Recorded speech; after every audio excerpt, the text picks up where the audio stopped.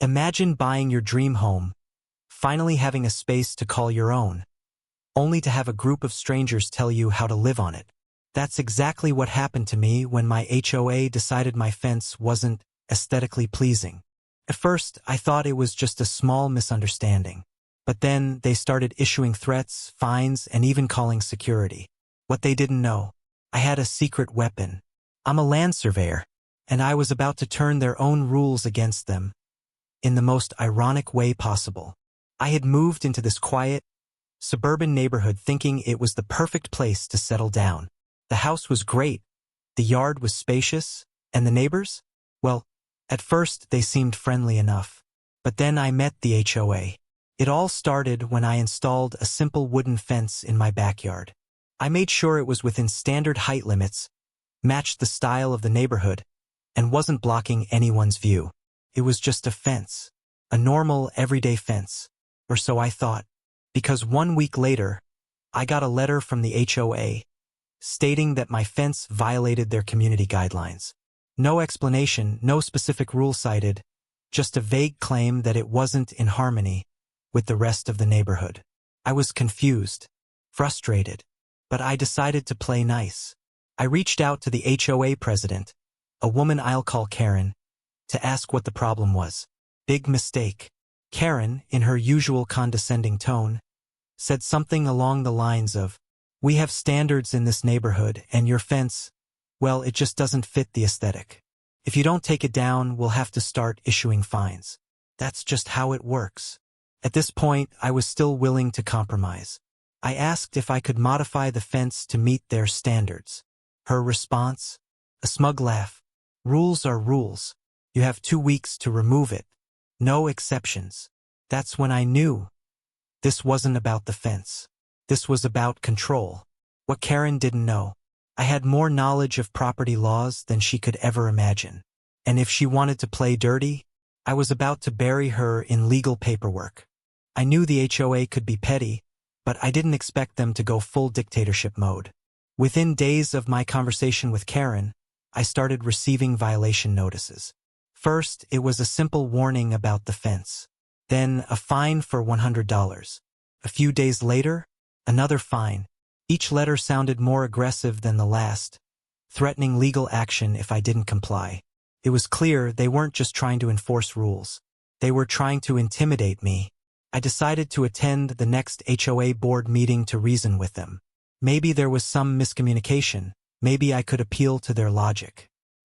Big mistake. The meeting was held in the community clubhouse, a place I had never set foot in before. The board members sat at the front like a panel of judges, while a few other homeowners gathered in the back, whispering amongst themselves. When it was my turn to speak, I calmly explained, "I've reviewed the HOA guidelines, and there's nothing in the rules that explicitly prohibits my fence. I'd like to understand exactly what part of the policy I'm violating." Karen, sitting in the center like she was queen of the neighborhood, smirked and responded, "The rules don't have to list every single thing.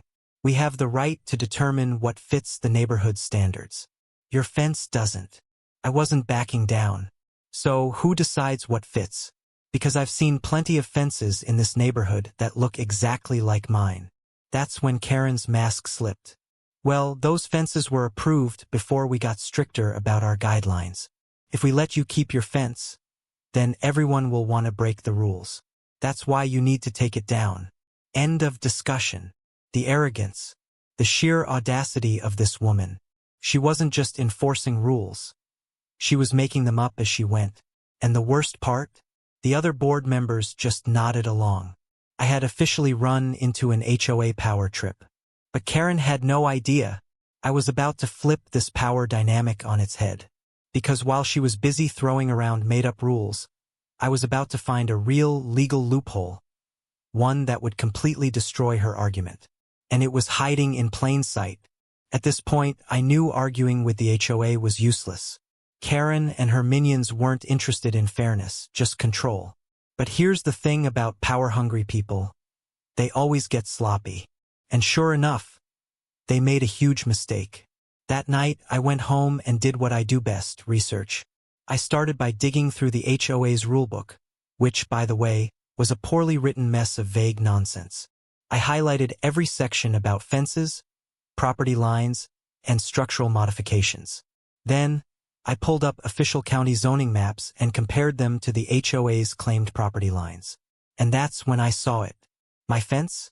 It was 100% legal. But the HOA? They had been illegally using land that didn't belong to them. See, part of my property extended beyond what the HOA had assumed. For years, they had been encroaching on homeowners' lots without realizing it. They built a community walking path and even a decorative sign, all on private land. Land that technically belonged to me and my neighbors. Karen and her crew had been enforcing rules on land that wasn't even under their jurisdiction. And now, I had proof. Instead of confronting Karen right away, I played it cool. I needed time to gather official documents, surveys, and legal opinions. So, while the HOA kept issuing fines and threats, I kept smiling, because I knew they were digging their own grave. And soon, they were going to fall right in.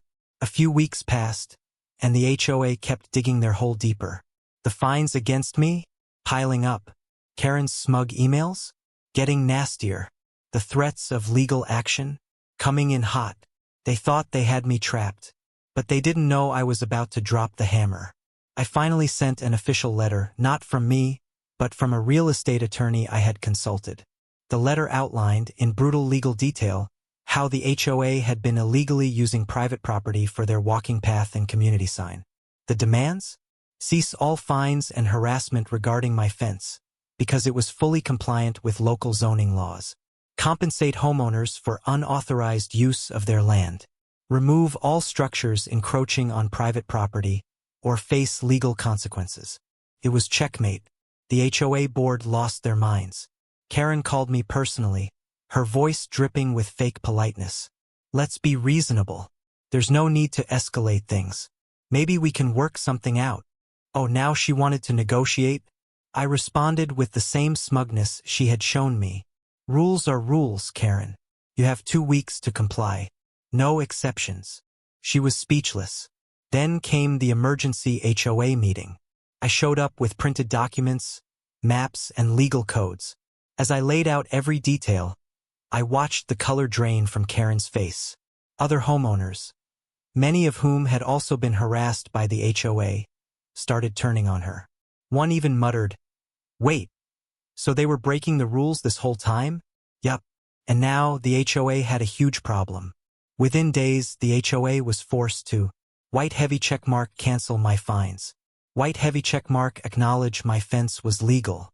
White heavy checkmark start tearing down the structures they had built on private land. And Karen, let's just say, her reign was coming to an end. With the legal notice hanging over them like a guillotine, the HOA scrambled to clean up their mess. Karen tried one last pathetic move. She attempted to rally the HOA board against me. At the next meeting, she spun the story, trying to paint me as some sort of troublemaker who was destroying the neighborhood's harmony. But it didn't work, because by now, other homeowners had started checking their own property lines. And guess what? I wasn't the only one they had screwed over. Several other families realized the HOA had also encroached on their land. Karen's empire? Crumbling. The HOA was forced to pay massive fines to homeowners whose property they had illegally used. The once prestigious community became a joke, with local news even covering the HOA's scandal. Karen? She was removed from the HOA board after homeowners voted her out in a landslide. After everything was settled, I did the pettiest, most satisfying thing possible. I extended my fence even higher than before, completely legal, smiling face with horns. So now, every day, Karen had to look at the one thing she tried so hard to remove. And every time she saw it, she knew. She lost. Big time. At the end of the day, this whole situation wasn't about a fence. It was about power. The HOA, especially Karen, thought they could push people around, make up rules, and control homeowners however they wanted. But they forgot one thing. Rules go both ways. And when you try to abuse power, sooner or later it backfires. So, if there's one lesson to take from this story, know your rights. HOAs love to act like they have unlimited control, but in reality, They're just bullies with a rule book. And sometimes all it takes to shut them down is knowing the rules better than they do. So, to Karen and every power-hungry HOA board out there, good luck. Because not everyone's going to roll over. Some of us, we fight back, smiling face with horns.